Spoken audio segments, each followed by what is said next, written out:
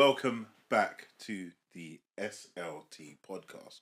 We have a special episode today. This is our special SEND episode. So, if you are a SENCO, in your school, lock in, as the kids say. If you are a parent with a child with any special educational needs or disabilities, lock in. If you are an educator, lock in, because you need to have awareness of SEND needs from our children. So I thought I'd just get that out there immediately. You've got myself, welcome, Ziggy Moore from More Education, assistant head, consultant, all that good stuff. And we have a special guest in studio today. We have a SENDCO specialist from, is it SEND Education? SENDucation. From SENDucation. Over 20 years of experience.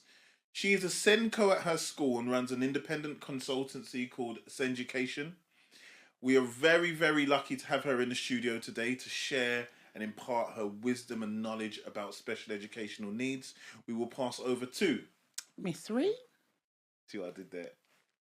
I do see what you did there. I suppose doing a mystery, could you tell them your titles, please, so that we can get them? Oh, Deputy Head, DSL, Designated Teacher, and English Teacher. Wonderful. Now, Ree likes to play herself down, so we're going to really focus on her level of expertise now. She has spoken at head teachers conferences around SENCO. She actually led a campaign around special educational needs. Yeah, you don't like this bit, do you? Yeah, you're getting uncomfortable. Yeah. How many signatures did you have? Take your hands from your face, or we'll have to start this all over again. How many signatures did your petition have? It was like 28,500. What was it around? Remind us. Making SEN a mandatory component for all MPQs and the initial teacher training. Wonderful, wonderful. You got a lot of traction on that, didn't you? Yes, I did. Wonderful. So she's been hiding for the last however many episodes, but what we did is we put out there to what I did to the More Education. More Education, as you know, my other stuff I do. We have a special educational needs group led by Rena and some other wonderful people and their parents, where you can kind of jump in, ask questions. So we kind of put it out there. What questions would you like Ree to answer here on the podcast? And we were bombarded with questions.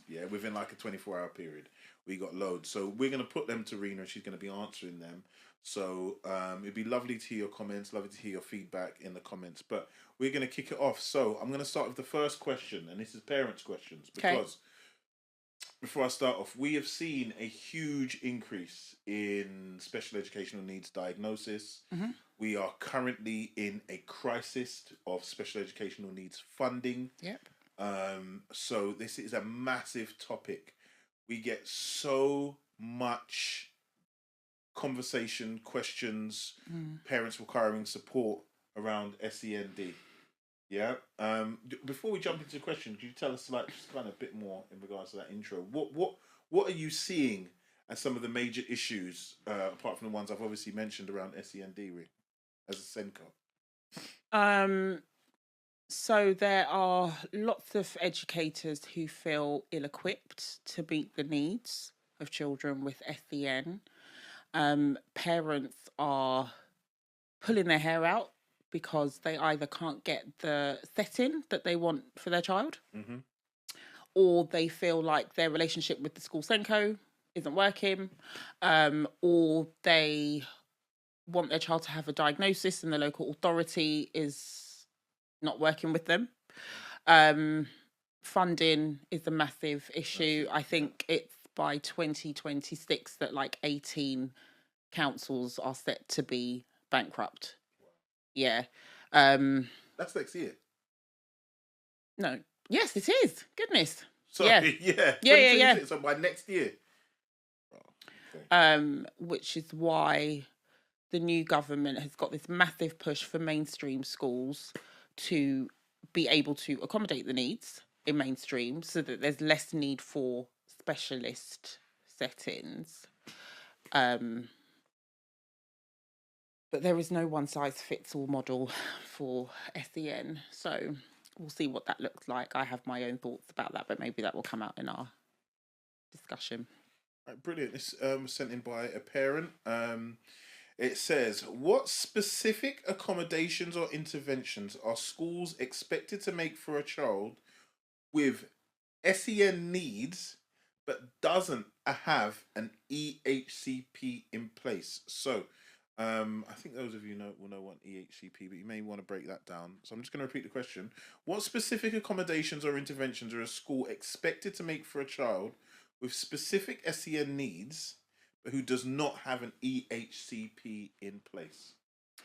Okay, so an EHCP is an educational healthcare plan. Cool. It is a legal document that stipulates the provision that a school should provide for a young person.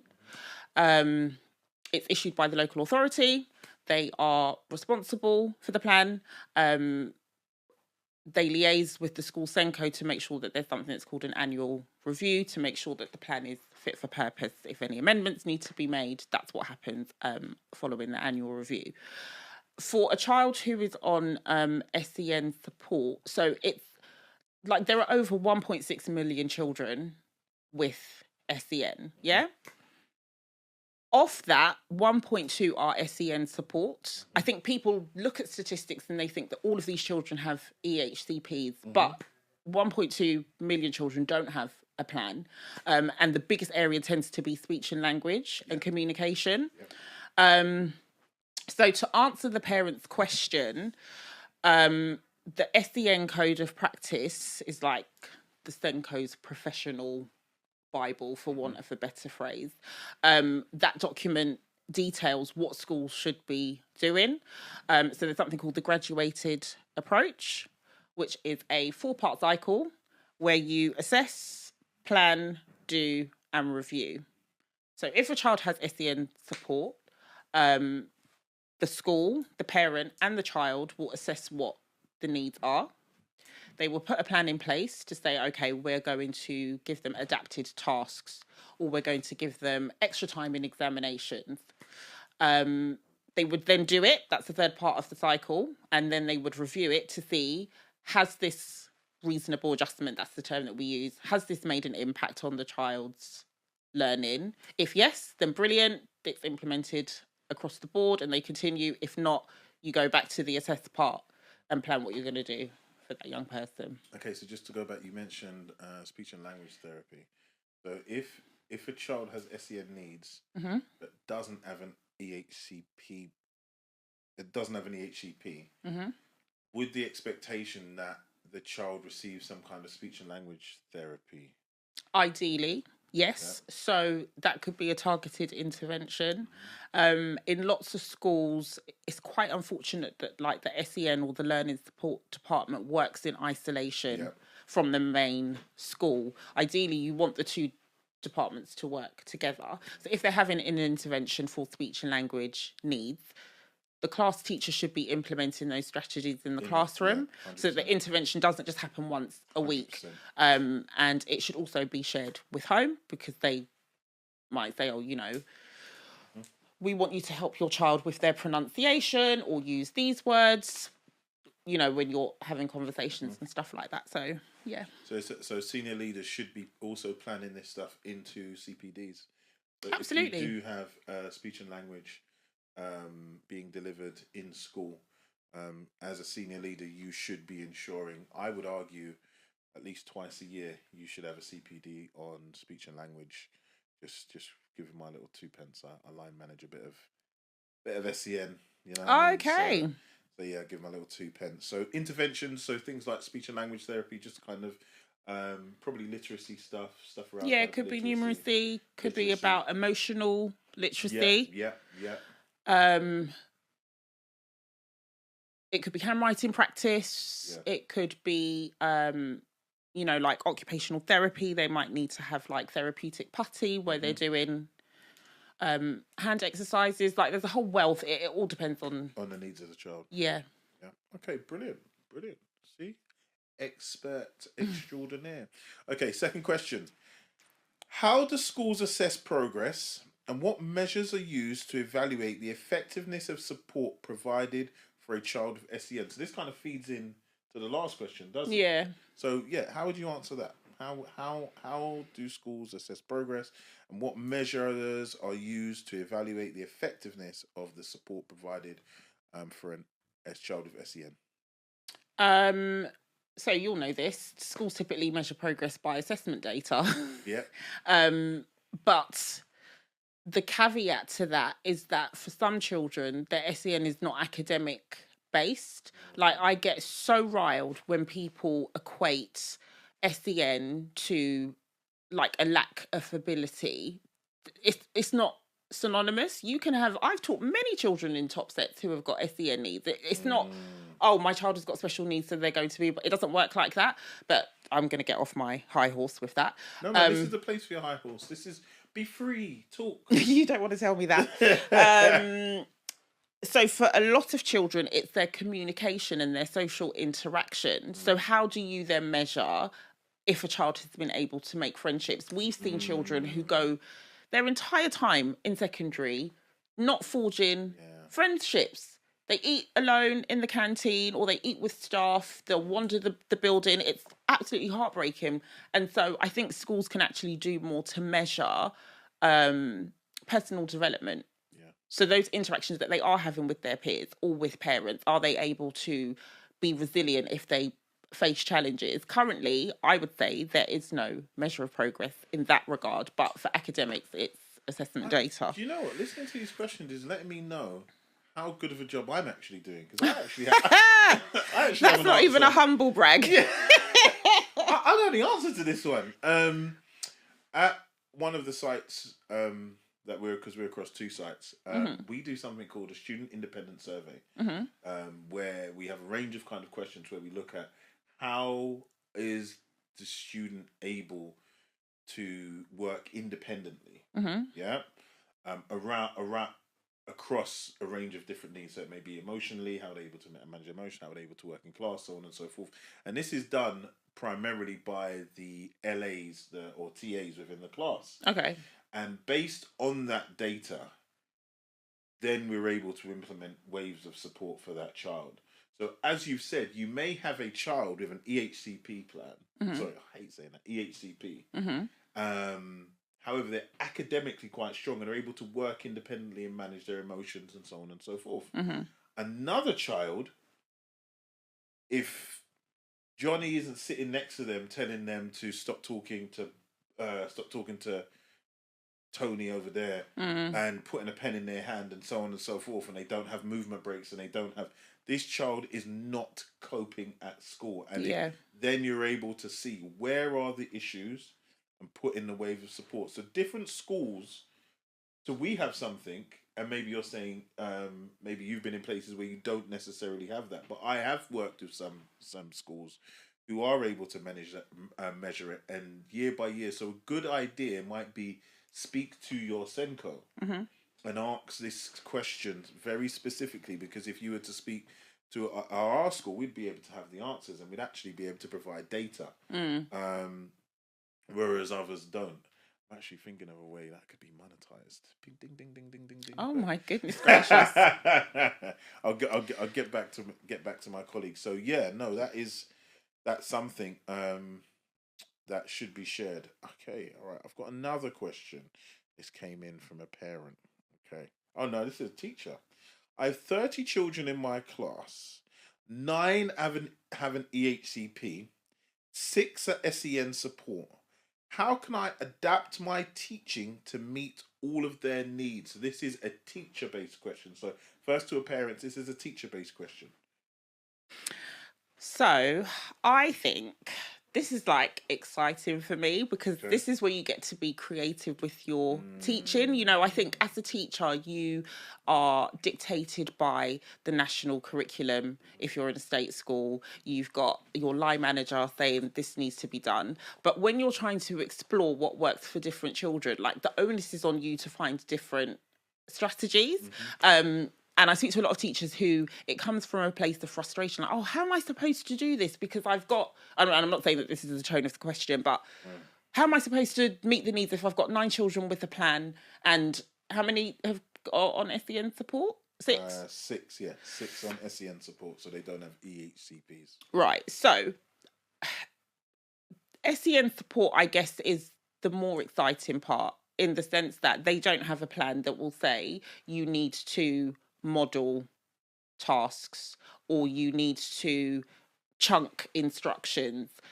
So that's when the graduated approach comes into play. And it is literally trial and error, because what might work with one child isn't necessarily going to work with another child.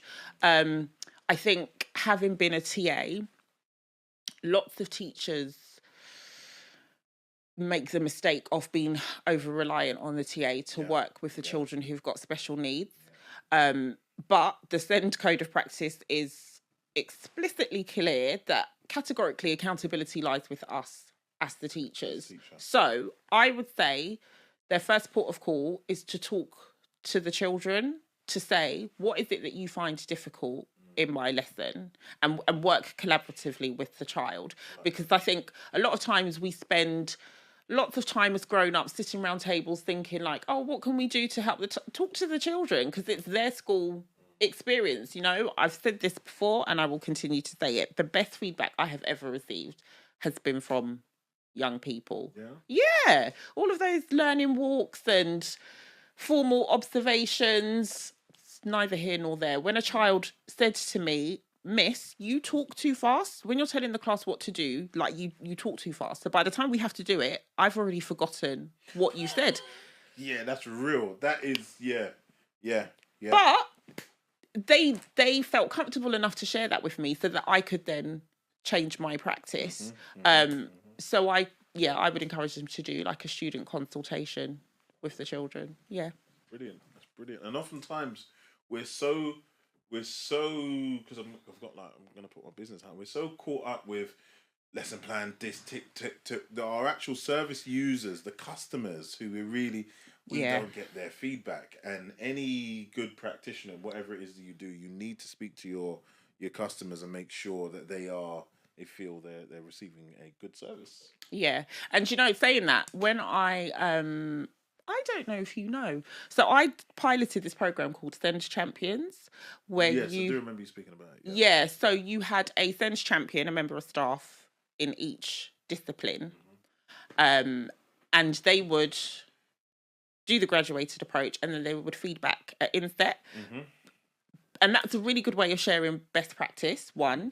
2, it means that your inset is tailored to your young people. It's all well and good having case studies of kids, but, you know, if Billy in year 9 needs extra support and your colleague in maths is telling you what he's done and what's worked for him, that's far more impactful. And so I always encourage students to give critical feedback to teachers. So just like we ask them what went well in EBI, they do the same for us as practitioners. You have to learn not to take it personally, because the criticisms can be quite, what word should I use? Cutting. Yes. But if that's their experience, that's their experience. Very true. Okay, wonderful. Thank you. All right. I have another teacher's one. I told you we had a few, yeah? Just to give you a heads up, I've got another teacher one, then we're going to go back to parents one. Is that okay? Yeah. All right. I think this is quite relevant. I'm in an inner city school with 1,100 children on roll, yeah? Our year 7s have a lot of learning difficulties, which leads to a lot of poor behaviour. The SENDCO is hard to pin down, so we are left to deal with this stuff ourselves. Isn't it the SENDCO's job to look after these children? Sorry, you're looking a bit triggered there. Triggered's not the word. Okay. Agitated? I think that this question is demonstrative of lots of educators' views of the SENDCO's role. And if I'm being perfectly honest, I don't quite like the wording of the question. That bit, we're left to deal with. Bad. Jeez. I would put it that perhaps they're in the wrong vocation. If you feel like you're having to deal with children, you might want to edit this question out. No, can I? It's funny. I went to the Young Vic Went to the Young Vic recently, and I took some students. And in the interval, this woman turned around and we were kind of walking, and she goes, are you their teacher? And I said, yes, I am. Could you please tell them to shut up? Oh, my word. And I said to her, firstly, I would never tell any child to shut up. Well, and then she goes, well, they keep talking. I said, I'm happy to have a word with them, but I wouldn't tell.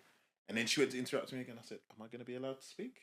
And she carried on speaking. I said, okay, so that's a no. So thank you for ending the conversation. I realised it wasn't actually our children. It was two, I think they were tourists from, I wouldn't want to pinpoint where they're from the Far East. Yeah. And when I came back, I just said, please, can we focus? And I tapped them and I said, look, that's how you communicate effectively. So that idea of can you do, and it gets my back up. So probably as a SENCO in that school, the reason why they're hard to reach, they don't want to talk to you. Maybe they don't want to talk to you because of your attitude. That's my 2 pence. Back to you, Rena. And/or they have got lots of stuff to do behind the scenes that you're unaware of. Yeah. You know, I think people who do site maintenance, SENCOs and DSLs probably get less credit than they deserve in schools. You know, the role of a SENCO, it's a special educational needs coordinator. Our role is to coordinate the provision across the school, but people typically think that the SENCO is your go-to fountain of knowledge and should have all of the answers, which,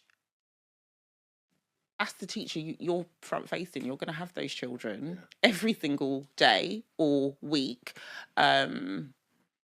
So yeah, the SENCO is probably pinned down because it's quite admin heavy. You've got like lots of forms to fill out. You've got lots of meetings to attend. You've got to look at the provision.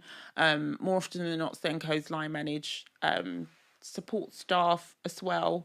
Wrongly, lots of SENCOs are not on SLT. So if you're a school leader and you have a SENCO who's not on SLT, please put them on there for the next academic year.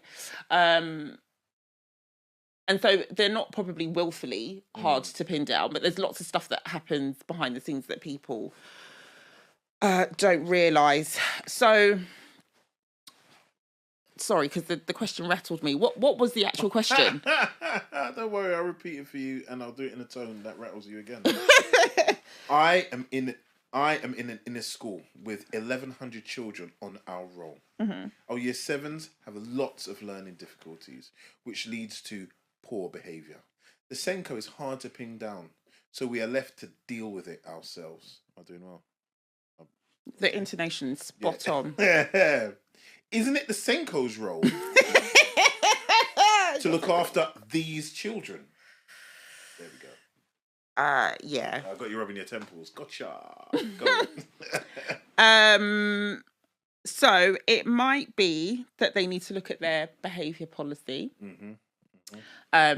which would not be the SENCO's remit necessarily. Yes, they would feed into it, but, you know, without knowing the intricacies, what is deemed as poor behaviour? Some people think a child rocking on their chair is poor behaviour, whereas another teacher might just be like, can you just stop doing that? And it's not an issue. And we know that children with SEN are more likely to be excluded than children without special needs. And I can't quote figures, but persistent defiance or persistent disruptive behaviour is like the biggest cause of children being low-level disruption, isn't it? Low-level disruption, like talking. Right. And so I think they may need to change their approach about how they're dealing with behaviour. They should liaise with the head of year as well. It's not just the SENCO alone. You know, year 7s, you know, I'm not good with maths. How old would they have been when lockdown happened? Oh, the current year 7s.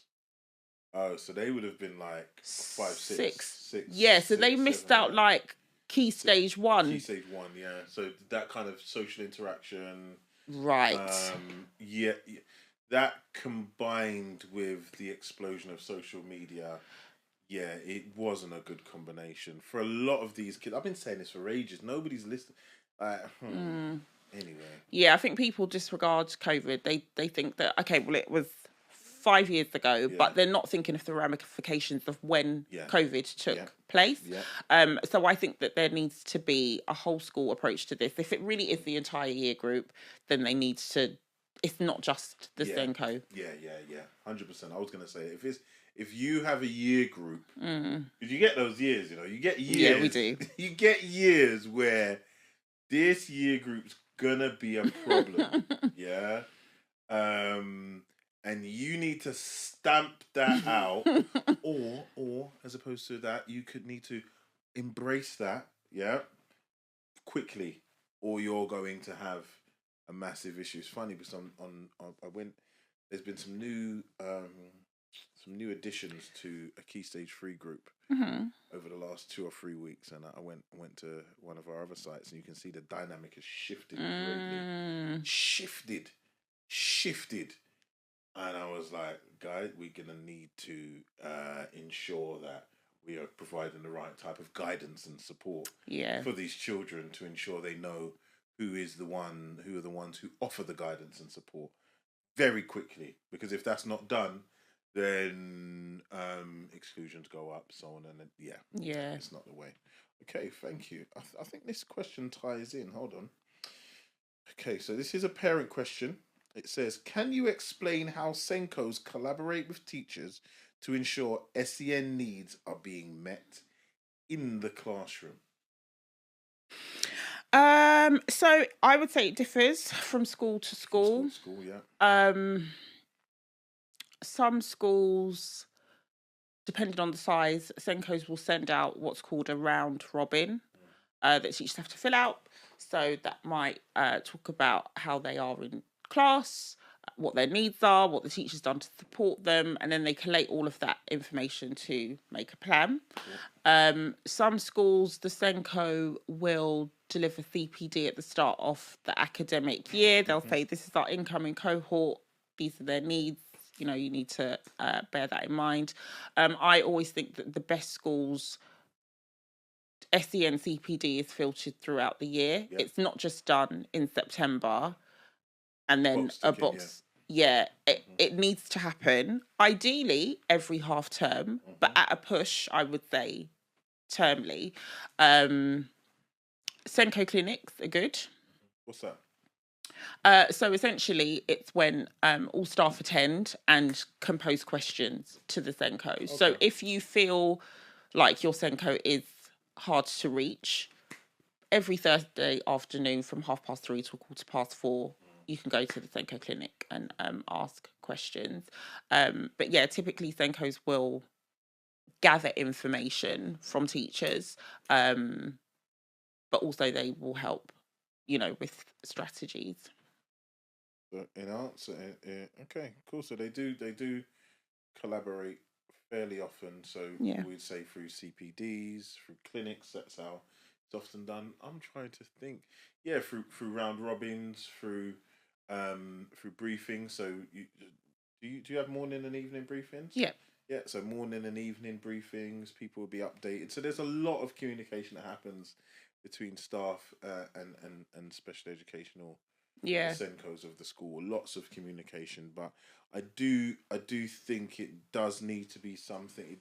Sometimes it feels like an add-on in some schools. It feels like an add-on, box ticking, but with more and more students being diagnosed with special educational needs and funding being so sparse and scarce as it is now, it's really important that as senior leaders, you're thinking about ways in which you can ensure that you are catering for the broad needs of the children in your school.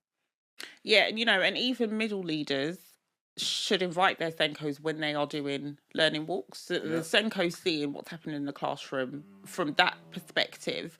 So one school that I worked in, the head teacher used to do a weekly bulletin every Monday morning. Yeah.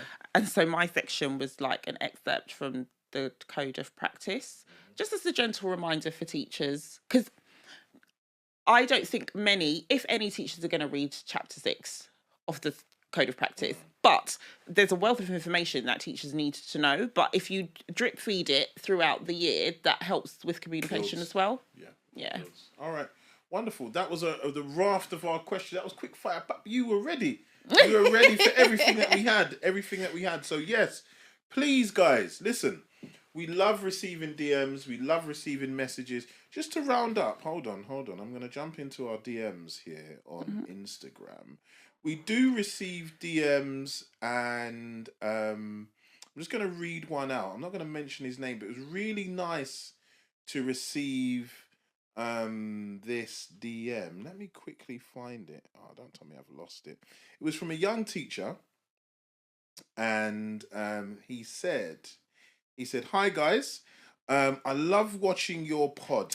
I'm starting my QTS in September with a school in North London," and he said he's teaching RE in English. "Any words of wisdom on what to start, what I should be looking for, and ultimately I want my career to end up as SLT like you guys, and I want to go down the pastoral line." We love getting messages like that. You were answered by Rena, because I'm not going to answer that. So she constructed a lovely answer from the SLT podcast. And I say that to say, guys, make sure you're following us on Instagram. We're also on TikTok. You can find us individually on LinkedIn. You can pop us messages.